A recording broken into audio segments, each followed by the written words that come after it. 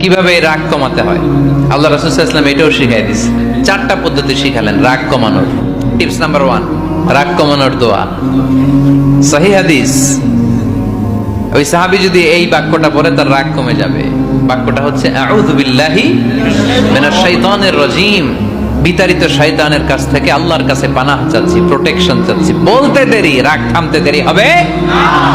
Tips number 2, তোমাদের যখন প্রচন্ড রাগ চলে আসে, বেশি যখন প্রচন্ড যখন তোমরা রেগে যাও, তখন কথা বন্ধ করে চুপ হয়ে যাও। 3 number tips, lower your action, আপনার অ্যাকশনকে কমায় দেন। কিন্তু আমরা ওই সময় মারি ডাইরেক্ট অ্যাকশন। রাগের সময় আমরা কি করি? আল্লাহ রাসূল বললেন lower, minimize your action. 4 number tips শোনো, ইন্নাল গাদাবা মিনাশ শাইতান, নিশ্চয়ই রাগ আসে শয়তান থেকে। ওয়া ইন্নাশ শাইতানা খুলিকা মিনান নার, শয়তান তৈরি আগুন থেকে। ওয়া ইন্নান নারা তুতফাউ বিল মা, আগুন নিভানো হয় পানি দিয়ে।